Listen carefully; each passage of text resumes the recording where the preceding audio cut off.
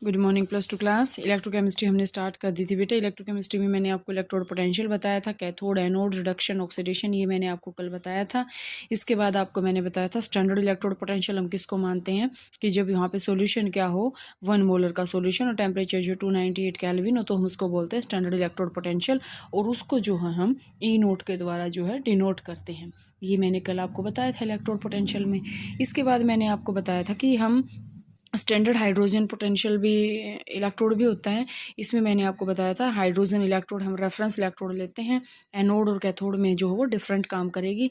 अब यहाँ से आपके पास आता है कि हमने ये तो ले लिया कि स्टैंडर्ड हाइड्रोजन इलेक्ट्रोड तो हमने ले ली, लेकिन स्टैंडर्ड हाइड्रोजन इलेक्ट्रोड की जो है यहाँ पे आपके पास कई लिमिटेशंस आती हैं, वो कई बार आपसे पूछ ली जाती हैं। तो फर्स्ट लिमिटेशन आती है कि इसकी फर्स्ट लिमिटेशन की अगर हम बात करें ना, तो जो कंसनट्रेशन जो आयंस की है ना, कंसनट्रेशन मतलब H पॉजिटिव आयन की, वो जो है ना मतलब डिफ़िकल्ट है, is difficult to maintain 1 molar. बताया था ना मैंने स्टैंडर्ड हाइड्रोजन इलेक्ट्रोड में, मैंने बताया था 1 मोलर इलेक्ट्रोड उसकी जो है 1 मोलर जो कंसंट्रेशन होनी, तो यहाँ पे आपके पास आता है कि उसकी जो कंसंट्रेशन है 1 मोलर रखना बहुत ही डिफरेंट हो जाता है, सॉरी डिफरेंट है मतलब मुश्किल हो जाता है।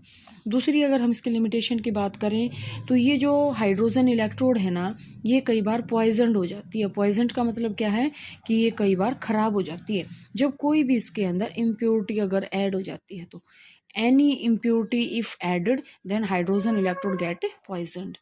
और मेन अगर हम इसकी लिमिटेशन देखें तीसरी, तो जो है ना प्रेशर है ना जो H2 का, वो 1 एटमॉस्फेयर जो है ना रखना मतलब बहुत ही डिफ़िकल्ट हो जाता है, मतलब बहुत लंबे टाइम के लिए।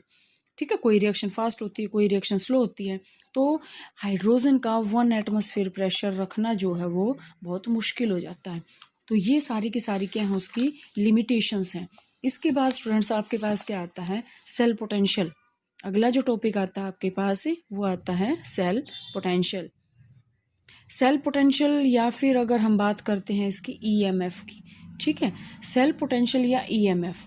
सेल पोटेंशियल आपके पास क्या होता है, ये डिफरेंस होता है, difference between electrode potential, difference between electrode potential of two different electrode, या फिर हम क्या कहेंगे two different half cell, two different half cells जो एक पूरा का पूरा इलेक्ट्रोकेमिकल सीरीज बना देती हैं। और सेल पोटेंशियल को ही हम क्या बोलते हैं, इसको हम इलेक्ट्रोमोटिव फोर्स भी बोलते हैं, या फिर हम इसको और क्या बोल सकते हैं, सेल वोल्टेज। देखो ध्यान से, सेल पोटेंशियल, ईएमएफ या सेल वोल्टेज सारी की सारी एक ही बात होती है, इसमें कोई डिफरेंस नहीं है। और इसको जो है सेल पोटेंशियल जो होता है, ये देखो 2 फैक्टर्स के ऊपर डिपेंड होता है। सेल पोटेंशियल जो है, फैक्टर्स कौन कौन से होते हैं ये भी आप ध्यान से समझना, कौन कौन से फैक्टर्स होते हैं जिसके ऊपर जो सेल पोटेंशियल है या ईएमएफ है या फिर सेल वोल्टेज है। सबसे पहले आपके पास ये डिपेंड होता है nature of reactant, nature of reactant. और जो इसका दूसरा फैक्टर होता है, इसका जो दूसरा फैक्टर वो आपके पास होता है concentration of solution, concentration of solution in 2 half cell. ठीक है, concentration of 2 solution in 2 half cell, क्योंकि हाफ सेल के बीच में डिफरेंस है, उसी को हम इलेक्ट्रोमोटिव फोर्स बोलते हैं या फिर सेल पोटेंशियल बोलते हैं। इसके बाद आपके पास आता है कि सेल पोटेंशियल को हम निकालते कैसे हैं। बहुत अच्छा क्वेश्चन है, इसके बेस पे आपसे क्वेश्चन पूछे जा सकते हैं। सेल पोटेंशियल को जो हम निकालते कैसे हैं, सेल पोटेंशियल आपके पास आता है E cell, E cell is equal to reduction electrode potential of the right hand electrode minus reduction electrode potential of the left hand electrode।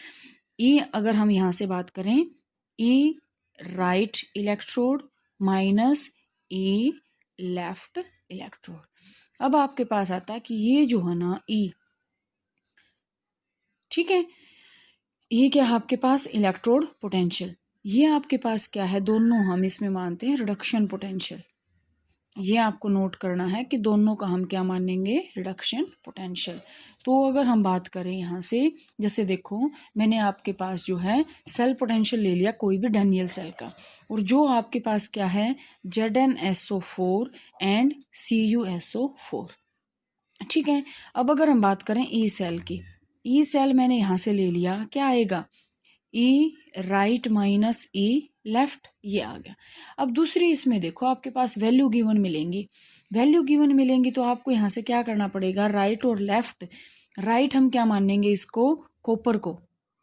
ये यहाँ से आपको ये देखना पड़ेगा इलेक्ट्रॉन्स का फ्लो कहाँ से कहाँ हो रहा है, इसके बेस पे आप इसको देखेंगे। तो आपको यहाँ से देखो कि हम इसको मानेंगे Cu2 पॉजिटिव Cu, और माइनस क्या करेंगे हम, Zn2 पॉजिटिव Zn। ये सारा का सारा आपके पास क्या है, रिएक्टिविटी सीरीज के ऊपर डिपेंड है कि ये इसको इलेक्ट्रॉन देगा या ये इसको इलेक्ट्रॉन देगा, ठीक है। तो सारा का सारा इसके ऊपर डिपेंड है, तो यहाँ से आप इसको कर लेंगे राइट माइनस लेफ्ट। इसके बाद आपके पास आता है इलेक्ट्रोमोटिव फोर्स और पोटेंशियल डिफरेंस के बीच जो है क्या डिफरेंस होता है। इलेक्ट्रोमोटिव फोर्स तो मैंने बता दिया कि डिफरेंस है इलेक्ट्रोड पोटेंशियल को, डिफरेंस है इलेक्ट्रोड पोटेंशियल का, जब दो हाफ सेल के बीच में इलेक्ट्रोड पोटेंशियल बन जाता है उसके बीच का जो डिफरेंस होता है उसको हम बोलते हैं सेल पोटेंशियल या फिर ईएमएफ। इसके बाद आपके पास आता है पोटेंशियल डिफरेंस।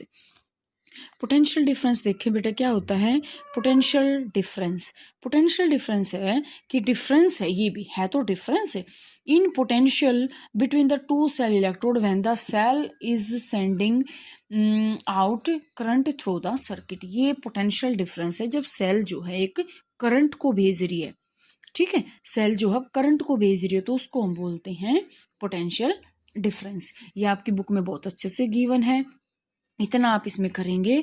मैंने आपको cell potential, EMF, cell voltage और यहाँ से पोटेंशियल डिफरेंस, इसके जो बेस पे ना बहुत सारे रिएक्शंस हैं वो आप करेंगे और इसके बेस पे आप इसको करेंगे। आगे जो है नेक्स्ट कल करवाऊंगी।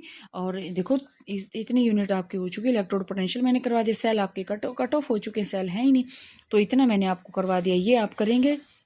इसके बाद ये वाले न्यूमेरिकल्स देख लेना और यहाँ तक आप इतना करोगे। इसके बाद जो नेक्स्ट आपके पास आएगा वो आएगा इलेक्ट्रोकेमिकल सीरीज, वो जो है कल करते हैं।